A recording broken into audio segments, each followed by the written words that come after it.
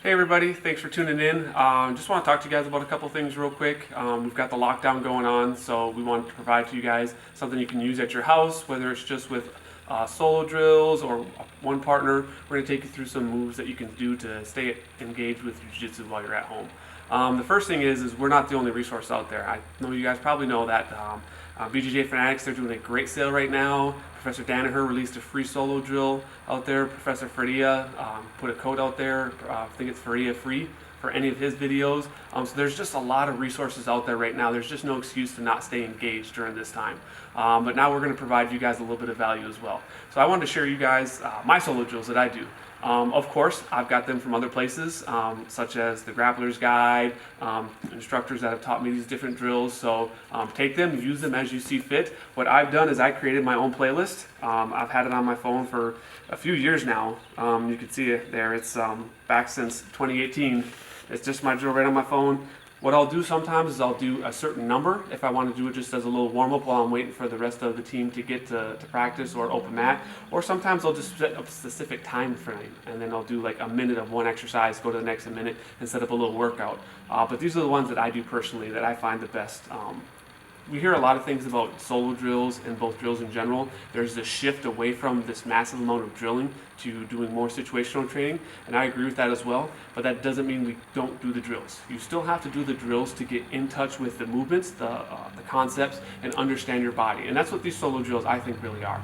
Especially when you're first starting jiu-jitsu, you're trying to get in touch with your body and figure out how to move your body. You can't go into a live training situation and expect to do well if you don't even know how to move your hips. So some of these drills will really help with that. So the first one I like to do is a simple helicopter feet. You've probably seen it before. There's two directions. There's inside to the outside, and then there's outside to the inside. Notice that my hips are turning as well. It's not just my feet. My hips turn with the movement. That's going to warm up my feet, my knees, and my hips all together. Get me ready for some of these bigger movements. From there, I'll do foot to knee. Nice and easy. Let the hips open.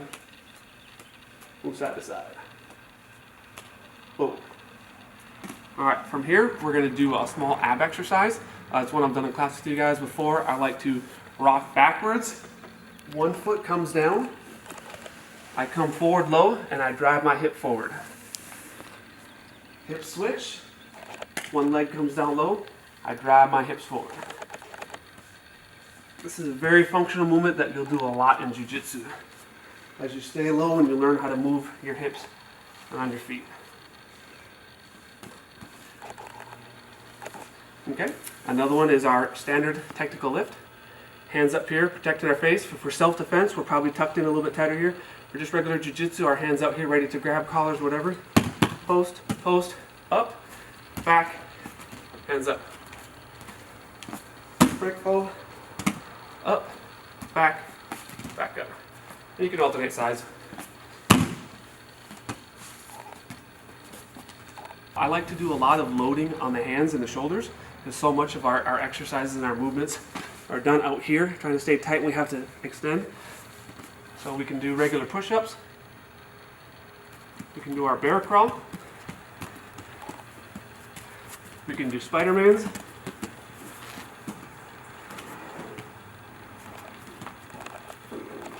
We can do our cartwheels.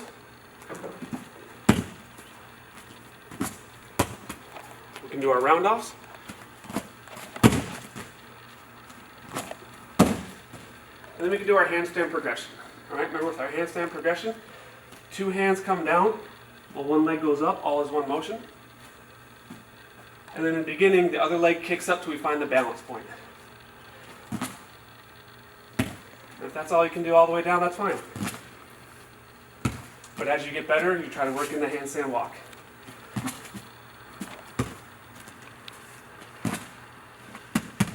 Pulling off the Grappler's Guide, we're going to sit cross-legged. We're going to try not to use our hands on the mat. If we have to, we can now. All right? You're going to stand up, rotate feet in place, and sit back down the other side. Again, if you have to use your hands to get up, that's okay. Just try to work to the point where you can use your hands less and less.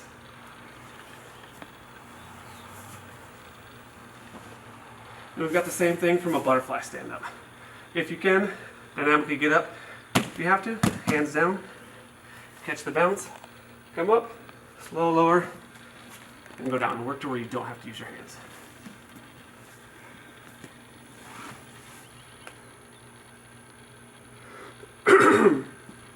Helicopter legs. No spill at all.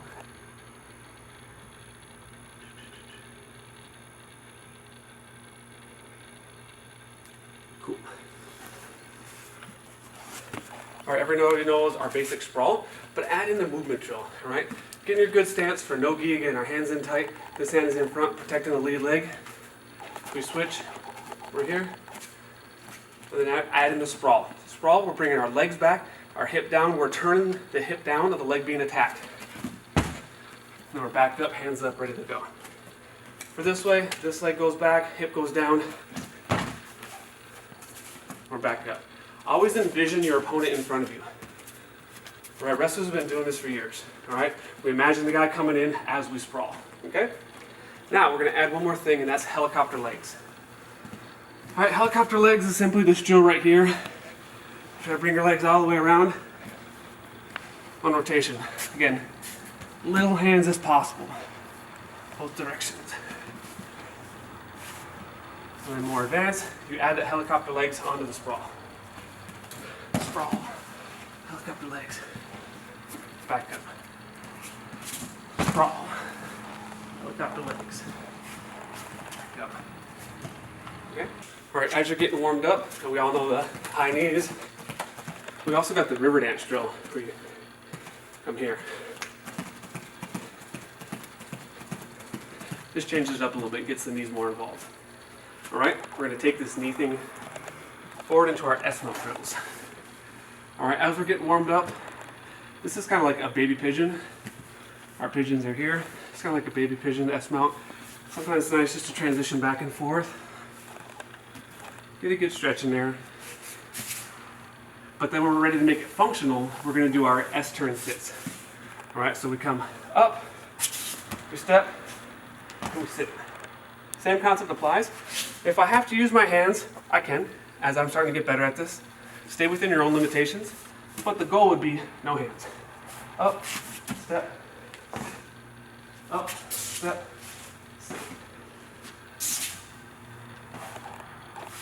For a little bit more advanced, at the top, you do the lean forward, and then sit. Up, drive the hip forward, and then sit. Drive the hip forward, and then sit. And then just a very nice and easy movement drill for warming up. We take it over, nice and easy, come all the way up. A little dynamic stretch. It's not a race. Warming up, loosen it up, controlling our body the whole way through. We're not flopping. It's a really good warm up. All right, team, I hope you enjoyed these solo drills. Again, this is just a small collection of them that I like to do myself. Again, I have a list. I'll pick certain ones out. I'll try to put them in a order that makes sense. You can do it for a warm-up.